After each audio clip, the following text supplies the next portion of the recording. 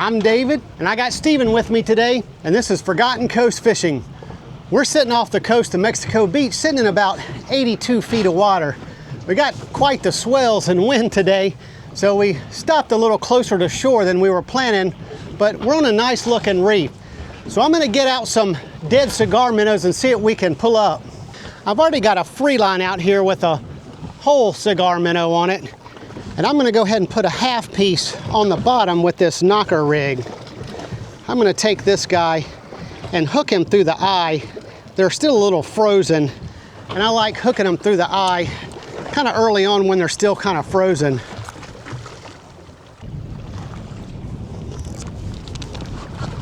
Okay, all right, we got him this time.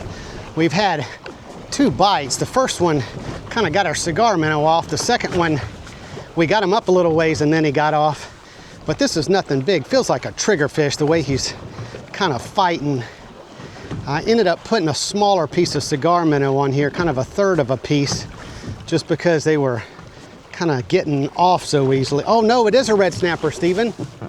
He might be a keeper too. Look at this, not a big one, but he might be a 16-inch keeper. Man, that surprised me. I thought this was a triggerfish for sure. And we were getting into a lot of smaller snapper the other day. We're a good ways into our snapper season, and it's in mid-July or so, and it's pretty hot. And red snapper fishing can be kind of tough in the summer when it gets this hot. And we got a lot of pressure on these guys this time of year too. Well, let's see if he's a keeper. Yes, he is. Look at that. Pinch the tail right on it. And he's almost 16 and a half. So we'll go ahead and get this guy in a box. We get to keep 2 per person. So with Steven, we can go ahead and get 4 today if we get that many. All right, well, we started drifting away from our reef. As a lot of you know, I've only got an anchor up here. I don't have a trolling motor. So sometimes when we get anchored, we can be on this reef and then the wind or current will change and we'll just kind of go sideways off of our reef, which is what just happened. So our reef is probably about right over here, and we started drifting this way. So what I did is I let a lot of slack out on my bow anchor and then went this way a good distance, maybe 200 feet or 150 feet from the reef, and then set down this secondary anchor, and that's what this is right here. And then I kind of started tightening everything up. So now I've got 2 points holding me. The main bow line is going to be taking the brunt of the weight of the boat. And this one over here, I can adjust from side to side to kind of get closer to this reef as we start to drift. So hopefully that can kind of give us a little more flexibility as far as getting on top of our reef and grabbing some of these fish.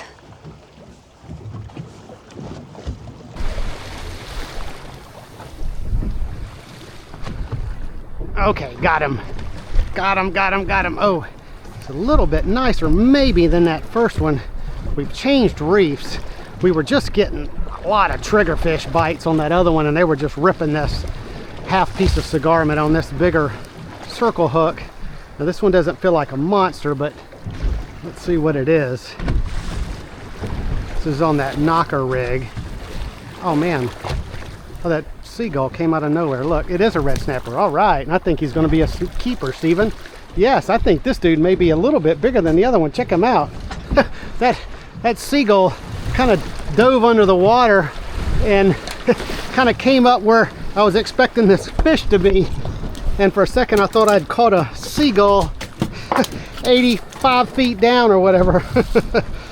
Well, let's see what this guy measures out.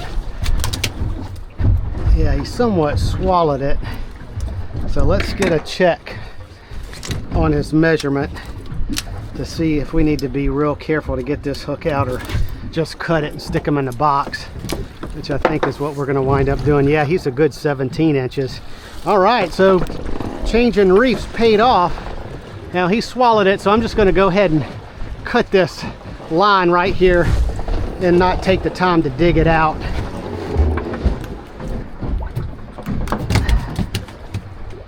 Well, we moved to a new reef.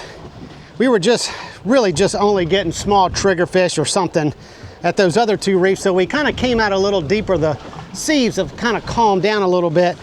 And so I put a piece of this bonita on our pin squall too that we were using earlier, and had a nice fish, but he got down in that reef and broke off. So I'm gonna go ahead and do that again, but I've got my Speedmaster 16 here, and this is kind of like an extra heavy bottom rod here. So we're just gonna use this same knocker rig we were using earlier and just put this piece of bonita on and see if we can get this dude up with this bigger gear here. Okay, all right, we got him, we got him, we got him, we got him, all right. Nice one, Stephen, nice one. So we're at another reef, and the same thing kind of keeps happening at every reef. We get a kind of smaller red snapper, and then we just start getting a bunch of little bites. But we got something nice here, and I'm glad we switched to this Speedmaster 16 here. Oh yeah, he feels like a nice one. Hopefully it's our big red snapper, Stephen. All right, we got our leader. I've got about a, yes. Oh no, it's a big red grouper, or a keeper red grouper anyway. All right, let's get him in. All right, Stephen. Man, well, this was a treat. If you watch my channel, you know this is one of my favorite fish to get. They're in the grouper family, so they're very nice to eat, but they're not out of season, so you can catch them year round as long as you get one over 20 inches, and I'm pretty sure this dude is. All right, well, let's see what this dude is. Let's just double check he's over 20. Oh yeah, he's definitely a keeper at almost 23, 22 and a half or so. All right, nice red grouper, made coming out a little further worthwhile. Well, let's go ahead and get this dude in the box. He's gonna be nice on the dinner table.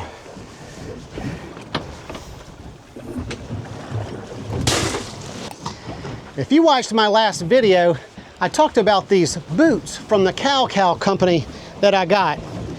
And since that video came out, they sent me a link they wanted me to share with you guys so you can get 10% off of your next order. It's on the screen, and I'll also leave it down in the description. But I've worn them twice so far, and what I like about them is just really simply the comfort. They've got an arch in it, as well as a memory foam sole with a massaging pattern on it. They're nice and wide for my wide feet. And then also they've got this tread on the bottom, kind of like a car tire, so that water can kind of escape, leaving you with a nice surface area on the deck when it's slippery. But if you're looking for kind of a step up type of boot, I invite you to try these by the Cow company. Oh, we got him, Stephen. All right, on the jig. All right, let's see what we've got. What's that? You think it's an amberjack? I don't know. A lot of times that's what gets the jig is the amberjack, but it's kind of fighting like one, Stephen. Definitely.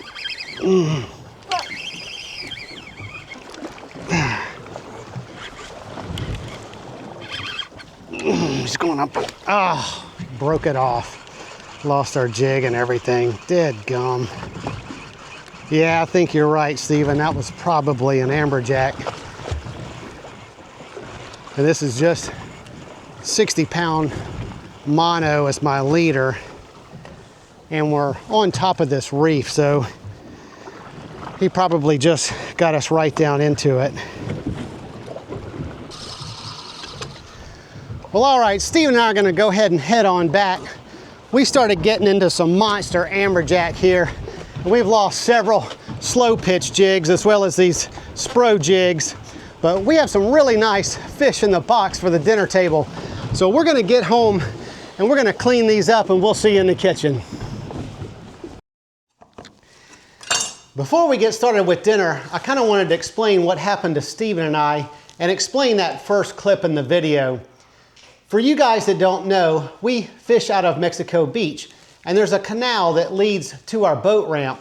And that canal is kind of unique because it opens directly up to the Gulf. And there's a constant battle with the sand being pushed in and kind of filling up that canal. So we were coming in, and we just got to that mouth of the canal and we got stuck. Our bow ran aground. So I put it in reverse, raised the engines, and kind of backed out a little bit, and then ended up getting stuck behind us. And then since we had such a strong onshore wind, in a matter of seconds, before I could really do anything, we were beached broadside onto the beach right there. So we kind of didn't really know what to do, so the waves were splashing over the side of the boat. Stephen was getting a little anxious. So I thought maybe the first idea would maybe grab my anchor and take it out to deeper water and use the windlass essentially as a winch. And maybe that could turn us and get us back out, but we were stuck too hard. And that waves were just continuously pushing us on the beach there. A nice young couple showed up and offered to help, and he took the anchor out in a different spot. Maybe that would work, and that didn't work. And some other guys showed up, some other gals showed up. Before it was all over, there was probably 15 or so people really pushing and tugging and pulling and doing everything we could to get that Grady off the beach. It probably took about an hour to get it off. And I have to thank these people that showed up. They were really persistent on using everything and every energy they had to help me get the Grady out. Well, we finally got it out, and that's the clip you saw at the beginning of the video, was when we finally got it off the beach and we started making some headway out to sea. We were able to take the boat over to the Port St. Joe ramp, and my wife met us there with the boat trailer. We were able to get home, but we didn't get home till after 10 that night. And so it's the next day. We're super glad to be safe. We were really in no danger, but there was no damage to the boat. And in the end, it turned out just fine.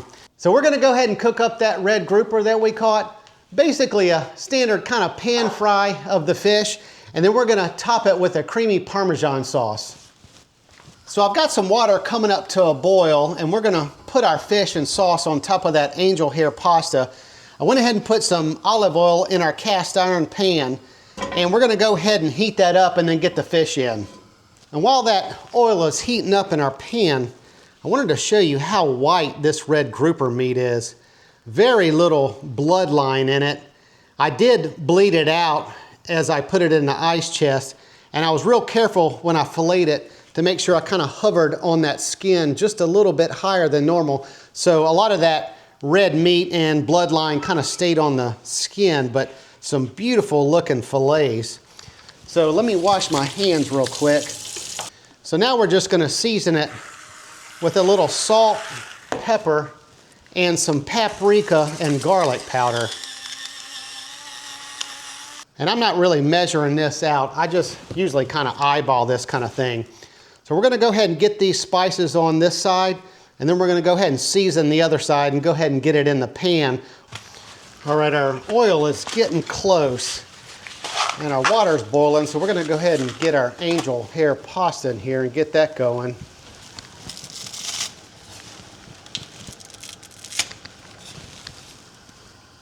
All right, well, let's go ahead and get our fish in because it's looking like it's ready. So I've got this dial on about 4 because it's a little bit cooler than we normally do fish. Usually I hit that on about 5 or 6, but you can see how thick this red grouper is, and we don't want it to cook quite too fast so that our inside is not cooked to temperature. All right, I'm gonna go ahead and flip it. We've pretty much got white edges, and it's starting to flake on the edges as well.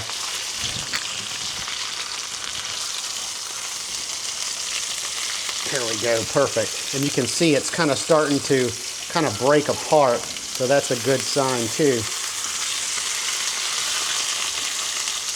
Now we'll go another 3 or 4 minutes on this side. I actually kind of cut down the heat a little bit. It was probably cooking a little too fast. I'm gonna go ahead and put some butter in here and start to kind of spoon some of this butter oil mixture on top of this fish.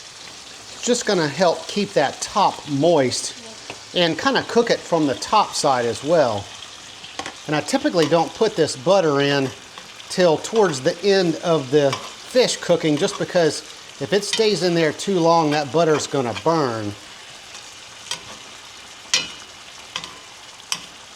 I'm gonna go ahead and check it with this instant read thermometer. I'm always kind of looking for like 145 or higher. Certainly don't want to go too much higher because it'll dry out the fish.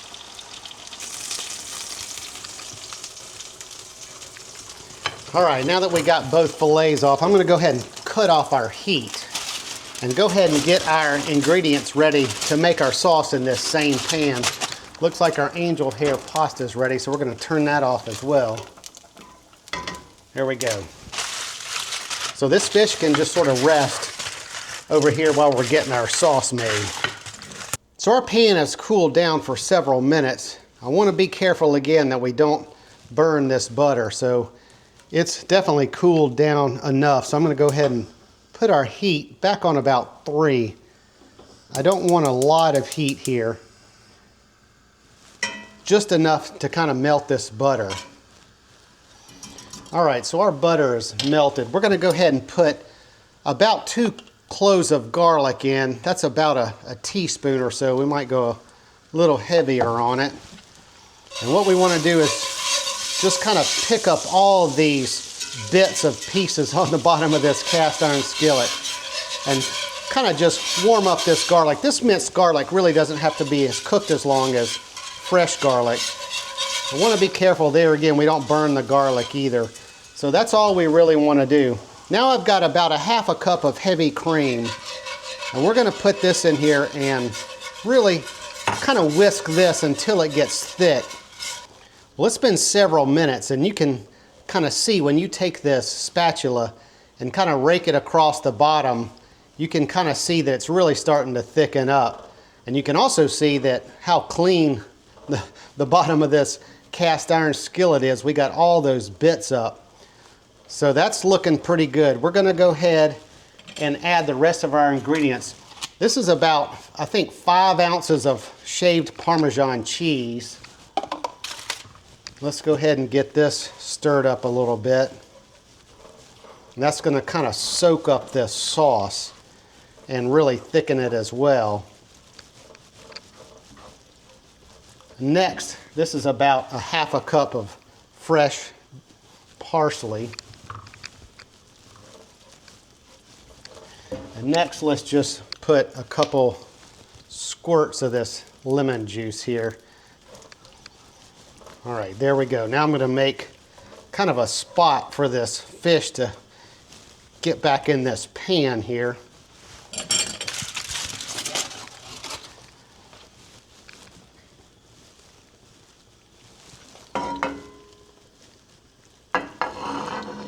There we go. Look at that. Now we can just go ahead and take our spoon again and just spoon it on top here. I'm going to go ahead and turn our heat off so nothing burns. Wow. This is definitely a cheesy type recipe. Well, we're going to go ahead and close this video out, get the rest of our dinner, and enjoy this wonderful grouper. But check out the description below and you'll find all the links to our partners and sponsors, especially that link to the Cow Boot Company. But if you enjoyed this video, give me a what, Steven? A thumbs up, and hit that subscribe button so you won't miss our future videos. So until next time, hope to see you on another episode of Forgotten Coast Fishing. You ready to eat? Yeah. All right.